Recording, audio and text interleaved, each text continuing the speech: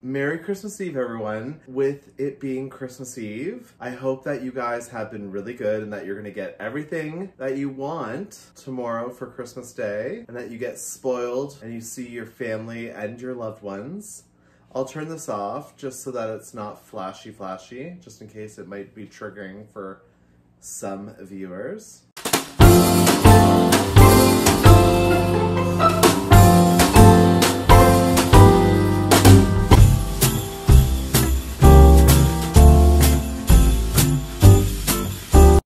Merry Christmas Eve, you guys. I hope that tomorrow you are spoiled and that you see your family and your loved ones and spend it with those that matter the most to you. With that being said, guys, I don't know about you, but it's always been a tradition of mine where we always before going to bed, read a story before Santa Claus comes, of course. So this year, The Christmas Princess.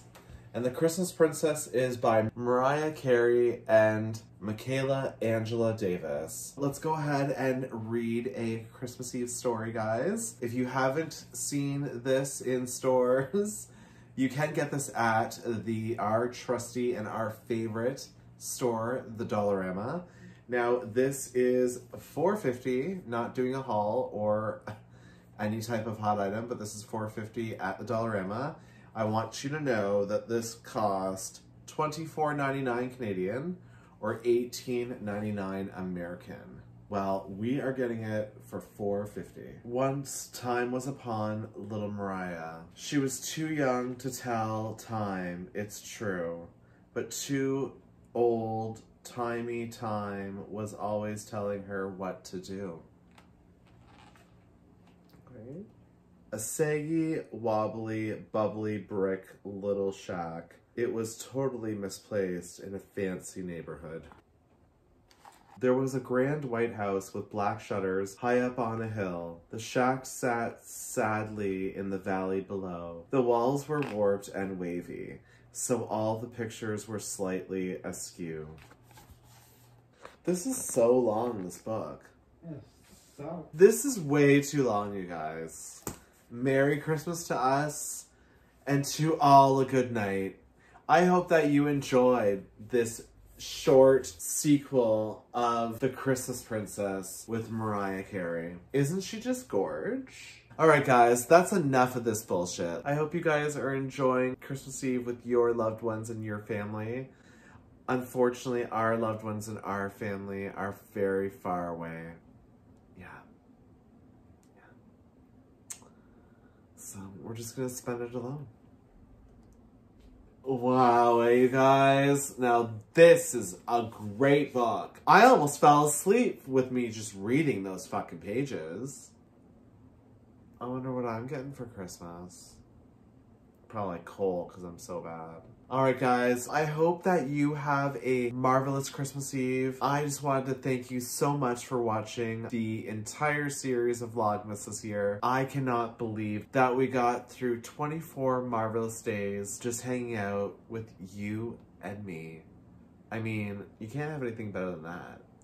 We will see you very shortly, guys, but I wanted to wish you a happy holidays and we'll see you soon. Maybe next year. Bye. We did go ahead and read The Christmas Princess with Mariah Carey and Michaela Angela Davis. However, this was so boring. I almost fell asleep. So we are going to read the first chapter of Britney Spears' The Woman in Me. So let's go ahead and crack this baby open because this is going to be my present to myself. I'm going to go ahead and read this over the holidays. But I thought that I'd give you a good glimpse into the very first chapter just to see what you thought of it. And this is my first time reading it too. So let's go ahead and dive in, you guys, and see if it's all about what it's supposed to be about. Britney! My favorite! If there's one girl that I'm going to support, it's definitely going to be Britney. So The Woman in Me. Prologue. As a little girl, I walked for hours alone in the silent woods behind my house in Louisiana, singing songs. Being outside gave me a sense of aliveness and danger.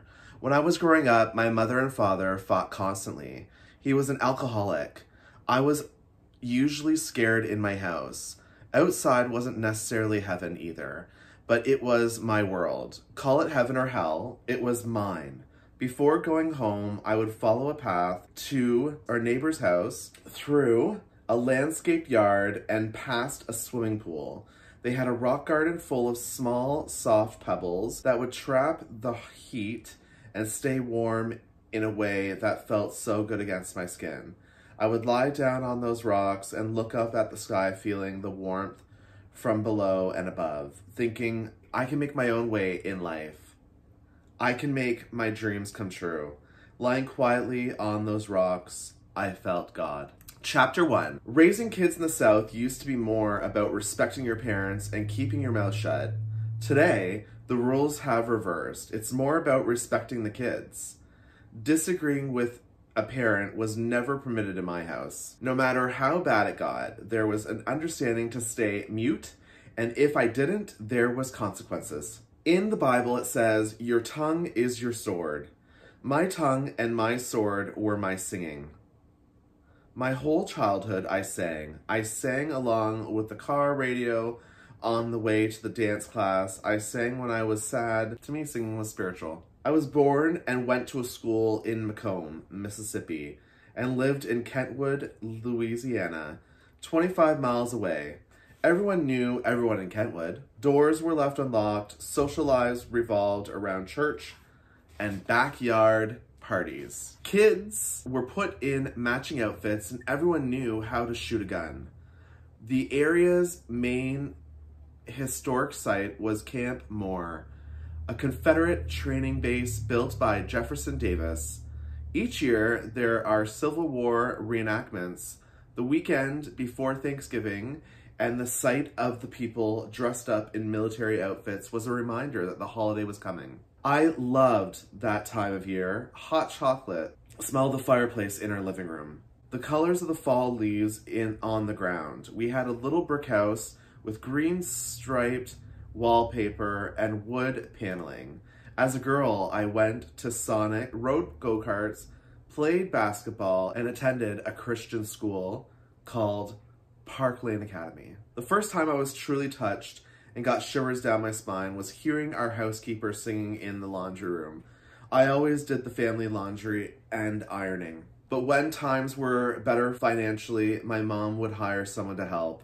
The housekeeper sang gospel music, and it was literally an awakening to a whole new world. I've never forgot it. Ever since then, my longing and passion to sing have grown. Singing is magic. When I sing, I own who I am. I can communicate purely. When you sing, you stop using the language of hi, how are you? You're able to say things that are much more profound. Singing takes me to a mystical place where language doesn't matter anymore, where anything is possible. All I wanted was to be taken away from the everyday world and into that realm where I could express myself without thinking.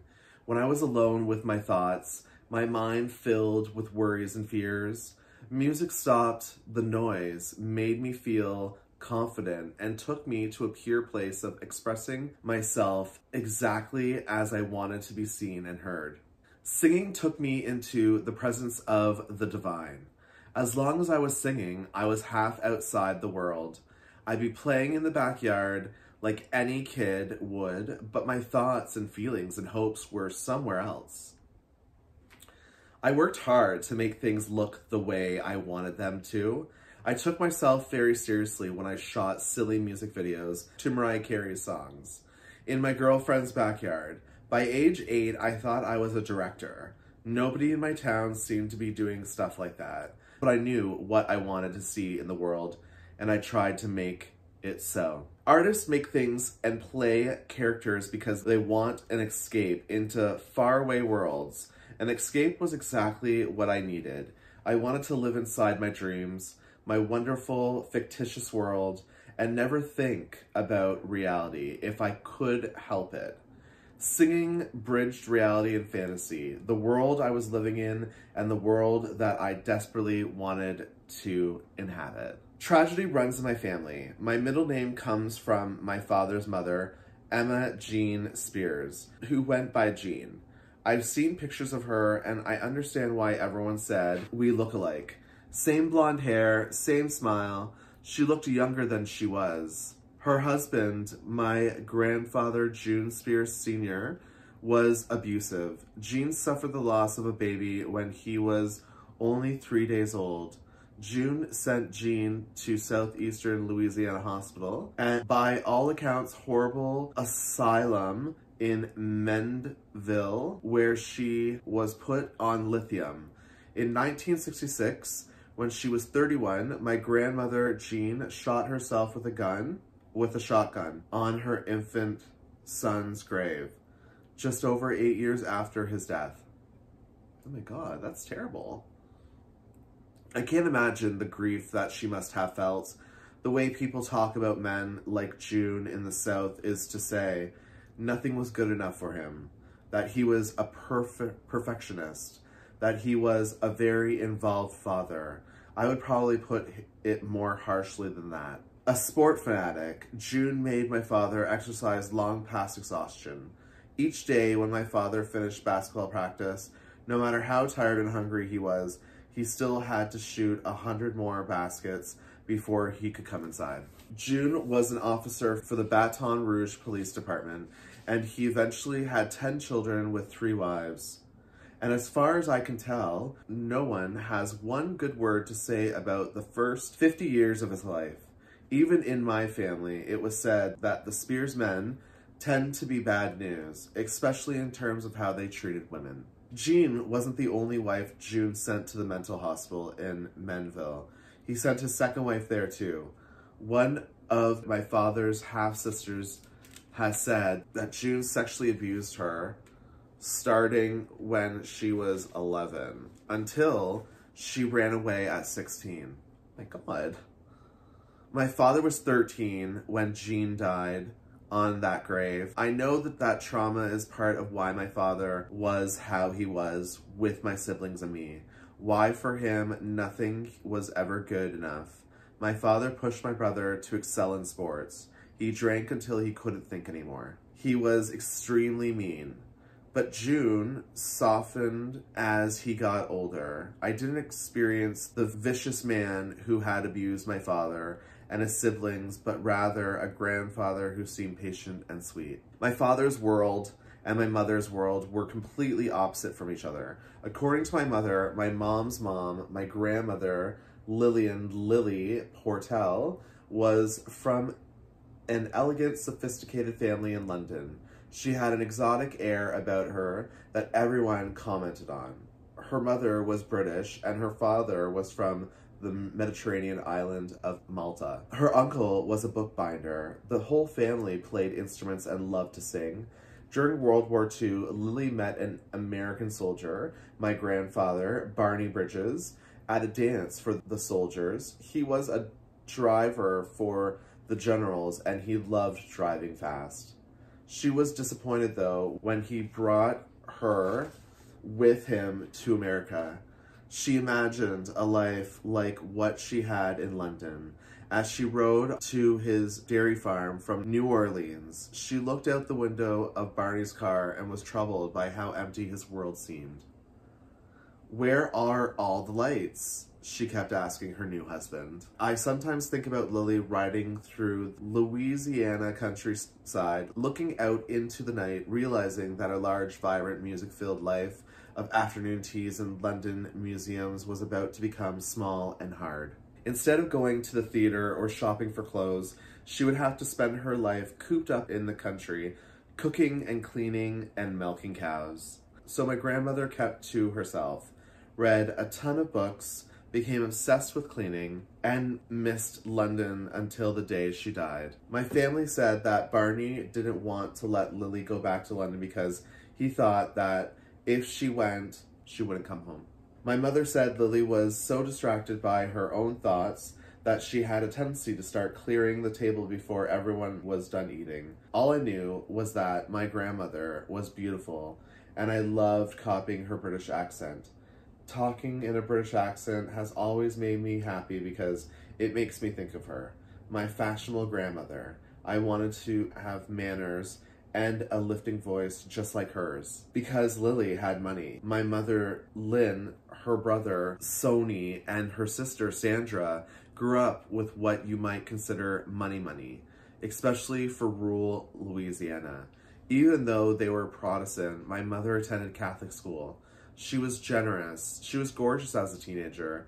With her black hair worn short, she always had to go to school wearing the highest boots and the tiniest skirts. She hung out with the gay guys in town who gave her rides on their motorcycle.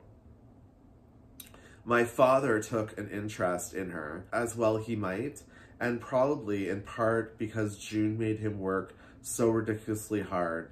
My father was unbelievably talented at sports. People would drive for miles just to see him play basketball. My mom saw him and she said, "Oh, who is this?" By all accounts, their relationship was born of mutual attraction and a sense of adventure. But the honeymoon was over long before I came along. Ooh. Chapter 2. Oh my God. So far, you guys. So far, so good. Oh my God, this is an amazing book so far. I'm not being biased because I do love Brittany, but oh my God, I cannot wait to crack this baby open over the Christmas holidays. I hope that you guys were loving the first preview of the first chapter. I'm hoping that you loved the first chapter of the book.